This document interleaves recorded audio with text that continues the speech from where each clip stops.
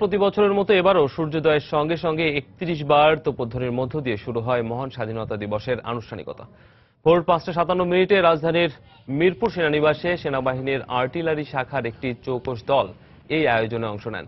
পরপর ৩১ বার তোপধ্বনির মাধ্যমে ৭১-এর বীর শহীদদের প্রতি শ্রদ্ধা জানান তারা।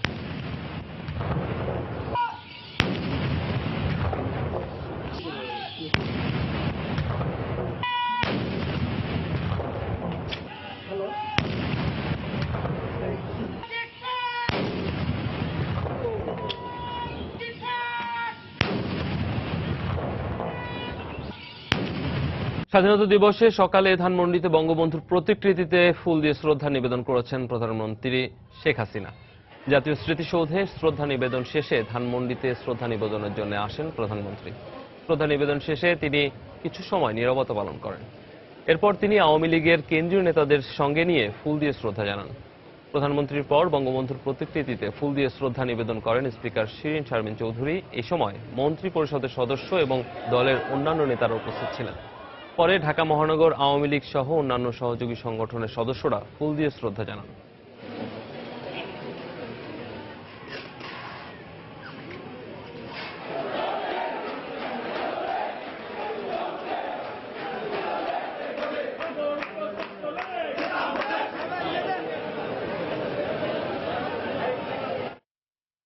রাজনৈতিক অস্থিরতা, নিরাপত্তাহীনতা ও অনিশ্চিত ভবিষ্যৎ সহ বিভিন্ন কারণে জাতি আজ শঙ্কিত বলে মন্তব্য করেছেন জাতীয় পার্টির চেয়ারম্যান হুসেইন মোহাম্মদ এরশাদ।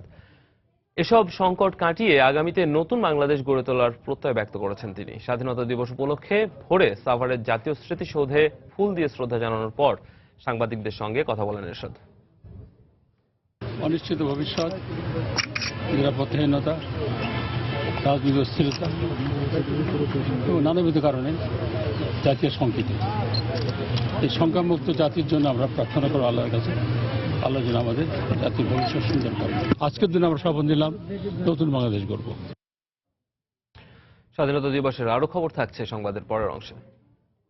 সংবাদে আরো থাকছে, ঢাকার পানিতে দুর্গন্ধ আর পাওয়া যাচ্ছে নানা ময়লা আবর্জনা। অভিযোগ নগরবাসীর, গরমে পানি সংকটের শঙ্কায় নগরবিদরা। ওয়াসার দাবি সমাধানে সব ধরনের প্রস্তুতি রয়েছে তাদের। 5 দিন পেরিয়ে গেলেও কুমিল্লা ভিক্টোরিয়া কলেজের মেধাবী ছাত্রী ও নাট্যকর্মী সোহাগী জাহান তনু হত্যার রহস্যের উদ্ঘাটন করতে পারেনি পুলিশ।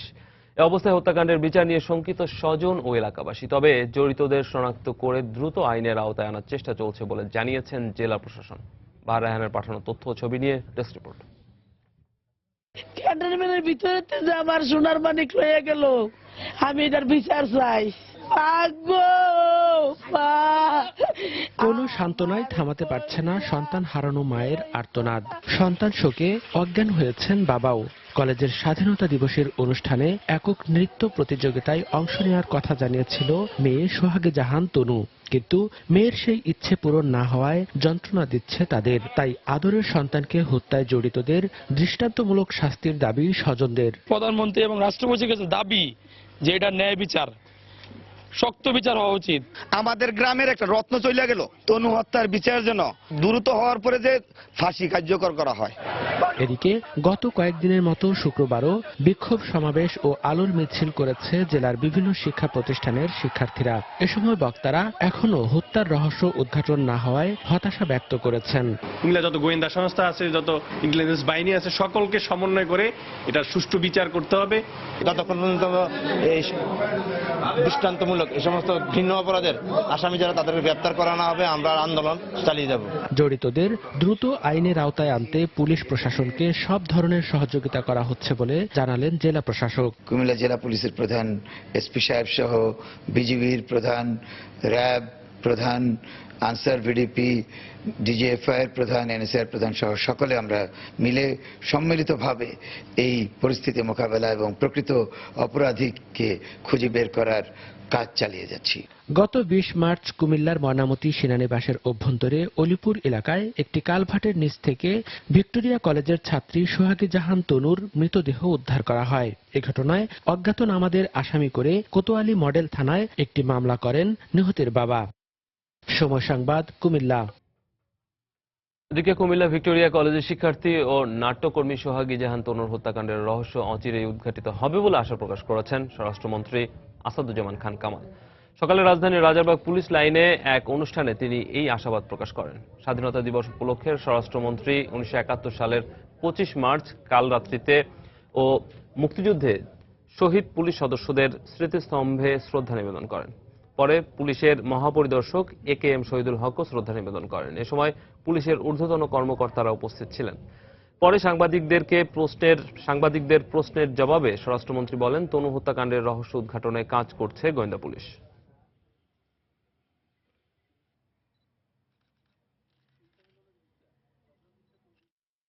এই হত্যাকাণ্ডটা যেখানে হয়েছে আমরা সেইখান থেকেই আমাদের পুলিশ, আমাদের গোয়েন্দারা কাজ করছে। তো যেহেতু এটা তদন্তাধীন, তদন্তর আগে আমরা এখন আর কিছু বলতে চাই না। আমরা মনে করি আমরা ইতিমধ্যে মানে বিগত দিনেও আমরা সব হত্যার রহস্য উদ্ঘাটন করেছি, জানিয়েছি। এটাও আমরা মনে করছি যে আমরা সঠিক রহস্যটা আমরা বলতে পারবো। প্রতিবারের মতো এবারও আসছে গরমে পানি সংকটে পড়বেন নগরবাসী, এমনটাই জানালেন নগরবিদরা। তবে ওয়াসা কর্তার দাবি, সংকট সমাধানে সব ধরনের প্রস্তুতি রয়েছে তাদের। অন্যদিকে নগরবাসীর অভিযোগ, ঢাকা ওয়াসার নানা উদ্যোগের পরও পানিতে দুর্গন্ধের পাশাপাশি পাওয়া যাচ্ছে নানা ধরনের ময়লা আবর্জনা। প্রিন্স আরেফিনের তোলা ছবিতে সাইফুল রুদ্রের রিপোর্ট। গরমে বাড়তে থাকে পানির অপ্রতুলতা। রাজধানীর বিভিন্ন জায়গায় ঘুরে পাওয়া গেছে পানি সংকটের কিছু চিত্র। মিরপুরের শেওড়াপাড়ার বাসিন্দা আদনান প্রতিদিনই পানির জন্য দীর্ঘ সময় বৈদ্যুতিক মোটরের পাওয়ার অন করে অপেক্ষায় থাকেন পানির জন্য। পাম্প দিয়ে টেনে ওয়াসার মূল সংযোগ থেকে পানি পেতে হিমশিম খেতে হয় তার। শুধু আদনান নন, এই এলাকার মতো রামপুরা, বনশ্রী, পুরান ঢাকার বাসিন্দাদের সঙ্গে কথা বলেও একই অভিযোগ পাওয়া গেছে। পানির লাইনে একেবারেই চাপ থাকে না, প্রেসার থাকে না। পানি আমাদের টাইনে আনতে হয়। টানা পানির ভিতরে অনেক রকম ময়লা থাকে। পানিতে প্রচন্ড রকমের একটা দুর্গন্ধ। 5-10 কেজি পানিকে যদি 3 কেজিও করা হয় তাও মনে হয় যে গন্ধটা থাকে। এটা এই এলাকার প্রায় সব বাড়িতেই একই অবস্থা।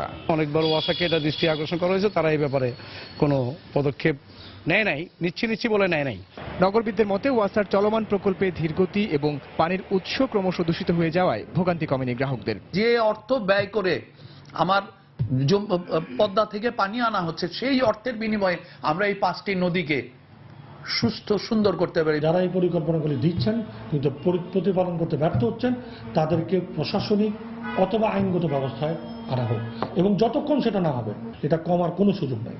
সরকার চাইলে 6 মাসের ভিতরে এই কাজটি করা সম্ভব। ওয়াসার ব্যবস্থাপনা পরিচালক জানান, নতুন ওয়াটার ট্রিটমেন্ট প্ল্যান্টের কাজ শেষ হলে নিরাপদ পানির সরবরাহ নিশ্চিত করা সম্ভব হবে। আমাদের যত রকমের প্যারামিটার আছে সেই প্যারামিটারগুলো দিয়ে দেখেছি যে বর্তমানে আমাদের যেই পানির যে অবস্থাটা, তাতে আমরা ভয়াবহ কিছুই দেখি না। ইনশাআল্লাহ কোনো মেজর কোনো প্রবলেম হওয়ার ইনশাআল্লাহ কোনো সম্ভাবনাই নেই। ট্যাপের পানি আপনি কবে খাবেন? 2021। বিশেষজ্ঞদের মতে জলাধারে পানি সংরক্ষণের ব্যবস্থা করে ভূগর্ভস্থ পানির স্তর আগের অবস্থায় ফিরিয়ে নিলে গরমের দিনে নগরবাসীর পানি সংকট অনেকাংশে কমে আসবে। সাইফুল রুদ্র, সময় সংবাদ, ঢাকা। সময় সংবাদে আরও থাকছে, মুক্তিযুদ্ধের স্মৃতি সংরক্ষণে মুক্তিযুদ্ধ জাদুঘরের বিশেষ আয়োজন। কেন্দ্রীয় শহীদ মিনার থেকে সাভারের স্মৃতিসৌধে সর্বস্তরের মানুষের পদযাত্রা। অপরাধ ও জঙ্গি দমনে নিজেদের ধারাবাহিক সাফল্য ধরে রাখার পাশাপাশি আগামী দিনগুলোতে র্যাবের গোয়েন্দা শাখাকে আরও শক্তিশালী করে গড়ে তোলা হবে বলে জানিয়েছেন বাহিনীর মহাপরিচালক বেনজির আহমেদ। সকালে র্যাবের এক যুগপূর্তি উপলক্ষে এর সদর দপ্তরে এক অনুষ্ঠান শেষে সাংবাদিকদের সঙ্গে কথা বলেন তিনি। এর আগে প্রতিষ্ঠাবার্ষিকী উপলক্ষে সালাম গ্রহণ করেন তিনি। পরে দরবারে অংশ নেন। এ সময় কর্তব্যরত অবস্থায় নিহত র্যাব সদস্যদের পরিবারের হাতে আর্থিক অনুদান তুলে দেওয়া হয়। পরে সাংবাদিকদের ডিজি বলেন, র্যাবের গোয়েন্দা শাখাকে শক্তিশালী করে তোলার পাশাপাশি এর তদন্ত শাখাকেও আরও আধুনিকায়ন করা হবে।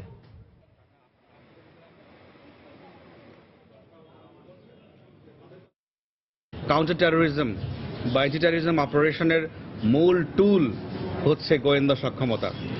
আর যেহেতু এই এলিট ফোর্সটির মৌলিক দায়িত্ব হচ্ছে জঙ্গিবাদ দমন, এই জন্য আমরা গোয়েন্দা সক্ষমতাকে আরও বৃদ্ধি করার জন্য পরিকল্পনা তৈরি করছি। এই মুহূর্তে দেশের সর্বাধুনিক ফরেনসিক ল্যাব আমাদের রয়েছে।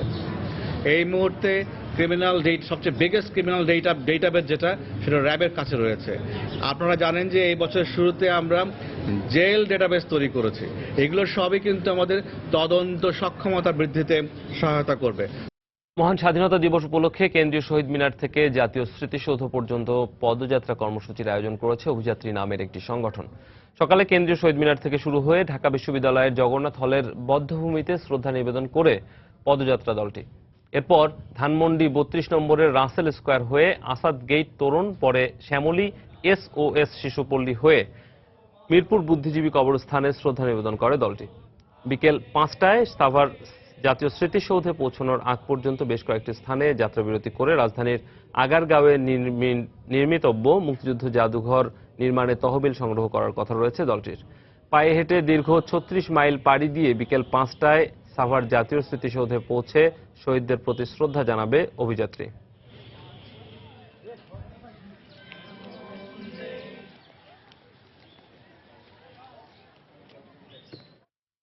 এদিকে মুক্তিযুদ্ধের স্মৃতি সংরক্ষণে সর্বস্তরের মানুষের সম্পৃক্ততা বাড়াতে স্বাধীনতা দিবসে ফান্ড সংগ্রহ করছে মুক্তিযুদ্ধ জাদুঘর কর্তৃপক্ষ। সাভারের জাতীয় স্মৃতিসৌধের উদ্দেশ্যে কিছুক্ষণ আগে কেন্দ্রীয় শহীদ মিনার থেকে তারা পায়ে হেঁটে যাত্রা শুরু করেছেন। দর্শক, এই মুহূর্তে তারা আছেন রাজধানীর দিয়াবাড়ি ঘাট এলাকায়। সেখানকার খবর জানতে আমাদের সঙ্গে সরাসরি যোগ দিচ্ছেন সহকর্মী শাফিন জাহিদ। শাফিন, রামিম, আপনি জানেন যে আজ মহান স্বাধীনতা দিবস উপলক্ষে কিন্তু যাত্রী দল নামের একটি সংগঠন কিন্তু আয়োজন করেছে ঢাকা থেকে, অর্থাৎ কেন্দ্রীয় শহীদ মিনার থেকে জাতীয় স্মৃতিসৌধ পর্যন্ত পদযাত্রার। আর এই পদযাত্রায় কিন্তু আমি সকাল থেকে আছি। আমি সকাল 6টার দিকে কিন্তু দেখেছি যে জাতীয় শহীদ মিনার, কেন্দ্রীয় শহীদ মিনার থেকে কিন্তু স্মৃতিসৌধের উদ্দেশ্যে কিন্তু এই পদযাত্রা দলটি হেঁটে রওনা দেন স্মৃতিসৌধের উদ্দেশ্যে।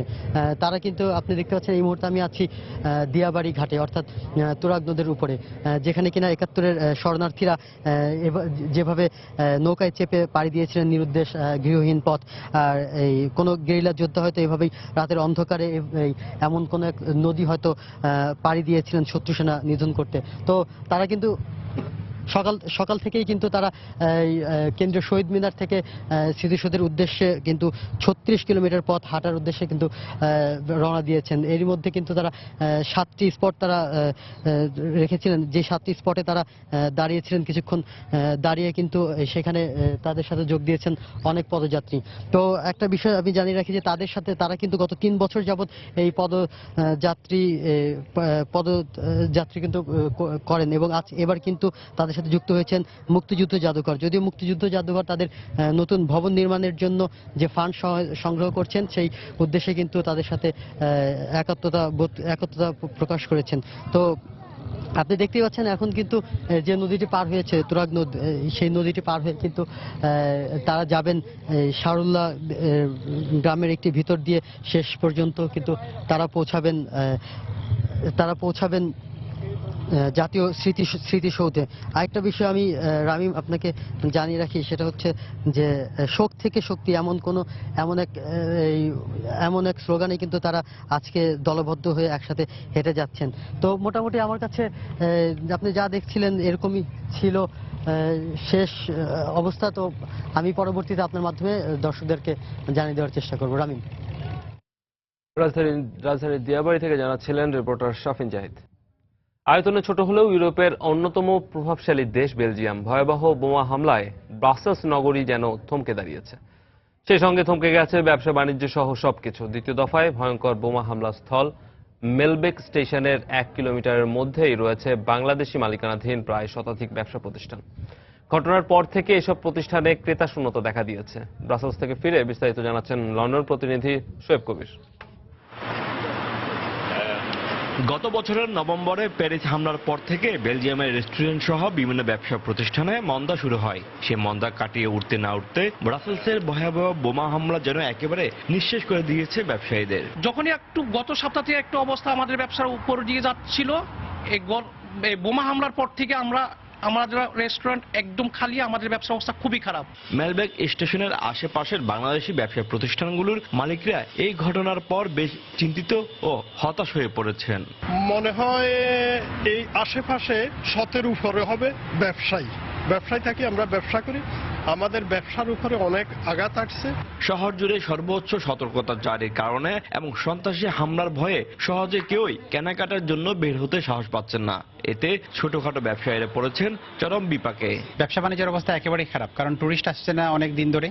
তারপরে স্থানীয় জনসাধারণ যারা আছেন তারাও দিন এবং রাতে কখনোই বের হতে চান না, ভয়ে এবং আতঙ্ক সময় কাটাচ্ছেন আর কি। তবে এত হতাশার মাঝেও বাংলাদেশ বেলজিয়ামের ব্যবসায়িক সম্পর্ক বৃদ্ধি পাচ্ছে বলে জানিয়েছেন বেলজিয়ামের বাংলাদেশ দূতাবাসের কমার্শিয়াল মিনিস্টার। বাংলাদেশ যে সমস্ত দেশে রপ্তানি করে তার মধ্যে প্রথম 10টি বড় রপ্তানিকারক দেশের মধ্যে বেলজিয়াম অন্যতম।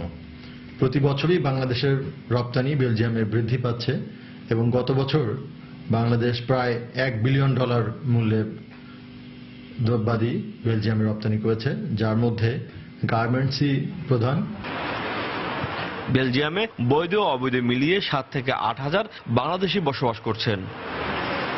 শোয়েব কবির, সময় সংবাদ, বেলজিয়াম। টি-20 বিশ্ব আসরের খবর। গ্রুপ পর্বের শেষ ম্যাচে বাংলাদেশ মুখোমুখি হবে সেমিফাইনাল নিশ্চিত করা নিউজিল্যান্ডের। ভারতের কাছে হারের জন্য সমর্থকদের কাছে দুঃখ প্রকাশ করে মাশরাফি বললেন, ম্যাচটা জিততে চান প্রতিদান দিতেই। অন্যদিকে এই ম্যাচে কেউই ফেভারিট নয়, জিততে পারে যে কেউ, এমনটাই মন্তব্য করেন কিউইরা। কলকাতায় ম্যাচটি শুরু হবে বিকেল 3:30টায়। মিজানুর রহমান মিন্টুর ক্যামেরায় হুমায়ুন কবির রোজের রিপোর্টে বিস্তারিত। টুর্নামেন্টে এখন পর্যন্ত অপ্রতিরোধ্য যে দল, লড়াইটা তাদের সাথে। 3 ম্যাচের 3টিতেই জিতে সবার আগে সেমিফাইনালে নিউজিল্যান্ড। সমান 3টি ম্যাচে হেরে বিদায় বাংলাদেশের। তাই তো তেমন কোনো হইচই নেই এই ম্যাচকে ঘিরে। কিন্তু গেল ম্যাচে দগদগে ক্ষত এখনো রক্তক্ষরণ ঘটাচ্ছে পুরো বাংলাদেশ দলের হৃদয়ে। হাজার মাইল দূরে থাকলেও সমর্থকদের কান্না যেন শুনতে পেয়েছেন মাশরাফিরা। কিন্তু যারা মাঠের যোদ্ধা তাদেরও তো হৃদয়ে রক্তক্ষরণ হচ্ছে। Actually no word for any player, so I think just even if you tell sorry, it's not good enough. অবশ্যই আমরা ভুল করেছি, এটা অস্বীকার করার সুযোগ নেই, এবং এই ভুল থেকে যদি আমরা শিক্ষা নিতে পারি তো অবশ্যই আমি বলবো যে এই ম্যাচটা এক্সিকিউট করতে। টাইগারদের সাবেক গুরু শেন জার্গেনসন এবার প্রতিপক্ষ শিবিরে pace bowling coach. Shakib, Tamim, মুশফিকদের ব্যাটিং দর্শন তার ভালোই জানা। শেষ ম্যাচের প্রতিপক্ষ বাংলাদেশের কাছে ওয়ানডেতে 2বার হোয়াইট ওয়াশ হওয়ার তিক্ত অভিজ্ঞতা আছে কিউইদের, তাই কিনা সতর্ক ব্ল্যাক ক্যাপসরা। ভারতের বিপক্ষে ওই ম্যাচের পর ওদের হালকাভাবে নেয়ার কোনো সুযোগ নেই। এমনিতেই উপমহাদেশের কন্ডিশনে বাংলাদেশ আমাদের বিপক্ষে দুর্দান্ত খেলে। কঠিন ম্যাচ হবে, যে কেউই জিততে পারে এই ম্যাচে।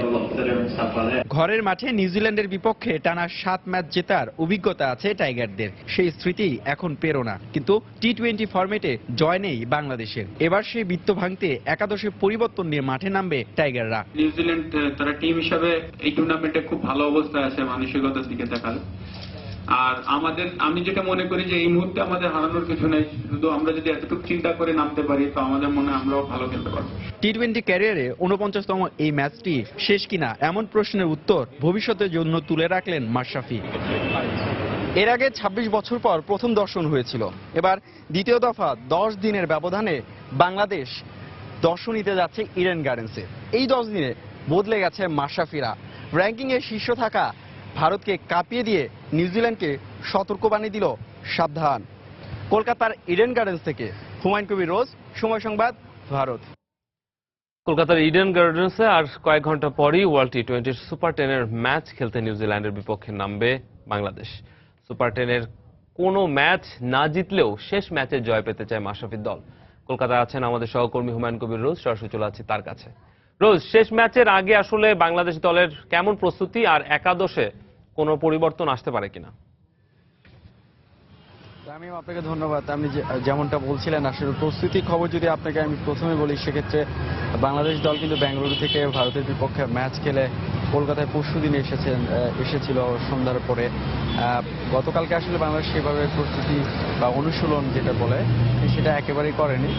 তবে অনুশীলনের কারণ টাইট শিডিউলের কারণে আপনি জানেন যে এশিয়া কাপের পর থেকে বাংলাদেশ 2 দিনে 1 দিন পর পর ম্যাচ খেলছে। একটা পরিশ্রমেরও ব্যাপার আছে, যে কারণে হয়তো বাংলাদেশ গতকালকে অনুশীলন করেনি। আজকে সরাসরি বাংলাদেশ মাঠে নামবে। তবে কিছুক্ষণের মধ্যে আমরা যেটা শুনতে পেরেছি যে টিম হোটেল থেকে বাংলাদেশ দল গাড়ি চড়ে, বাসে চড়ে কিছুক্ষণের মধ্যে পৌঁছাবে। তো এখানে একটা ওয়ার্ম আপের সুযোগ পাচ্ছে বাংলাদেশ। এখানে আসলে ম্যাচে নামার আগে 1-1.5 ঘন্টা নিজেদের প্রস্তুত করে নেবে। ব্যাটিং, বোলিং বলেন বা ফিল্ডিংয়ে নিজেদের প্রস্তুত করে নেবেন। আর একটা বিষয় যদি আপনি একাদশের কথা যেটা বলছেন, যেহেতু শেষ ম্যাচ, এই ম্যাচে বাংলাদেশের আসলে হারানোর কিছুই নেই, তবে প্রাপ্তির অনেক কিছুই আছে অনেক ক্ষেত্রে। যদি আপনাকে বলি, নিউজিল্যান্ডের মতন একটা বড় দলকে, টেস্ট খেলুড়ে দলকে এবং টি-20 র্যাঙ্কিংয়ের ওপরের দল, ওদেরকে হারাতে বলে আমাদের রেটিং পয়েন্ট একটু বাড়বে। পাশাপাশি আসলে এই আগামী 3-4 মাসে টি-20 নেই, সেক্ষেত্রে এই ম্যাচটা জিতলে বাংলাদেশের জন্য একটা বাড়তি আত্মবিশ্বাস থাকবে। আর একাদশের কথা যেটা বলছি সেটা হতো এই ম্যাচে হয়তো ইমরুল কায়েসকে খেলানো হতে পারে, পাশাপাশি নাসির হোসেনকে খেলানো হতে পারে। তো আমি এই ছিল আসলে আমার কাছে আপাতত, ফিরছে আপনার কাছে। সহকর্মী হুমায়ুন কবির রোজ জানাচ্ছিলেন কলকাতা থেকে। এ পর্যায়ে শীর্ষ সংবাদ জানিয়ে দিচ্ছি আরেকবার।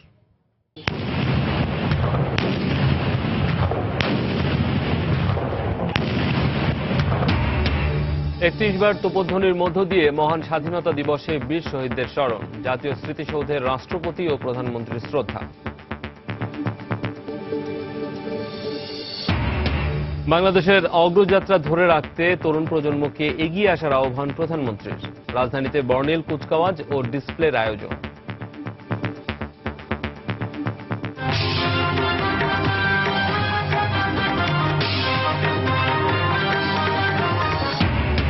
মহান স্বাধীনতার 46তম বছরে পা রাখল বাংলাদেশ। রাজনৈতিক সংকট আর সুশাসনের অভাবে অর্জিত হয়নি কাঙ্ক্ষিত স্বাধীনতা, মত ইতিহাসবিদদের। 5 দিন পেরিয়ে গেলেও কুলকিনারা মেলেনি তনু হত্যা রহস্যের। বিচার নিয়ে শঙ্কায় স্বজনরা, আশ্বাস দিলেন স্বরাষ্ট্রমন্ত্রী। এবং গ্রুপ পর্বের শেষ ম্যাচে আজ নিউজিল্যান্ডের মুখোমুখি হবে বাংলাদেশ। জয় দিয়ে আসর শেষ করতে চান মাশরাফি, টাইগারদের হালকাভাবে নিচ্ছে না কিউইরা।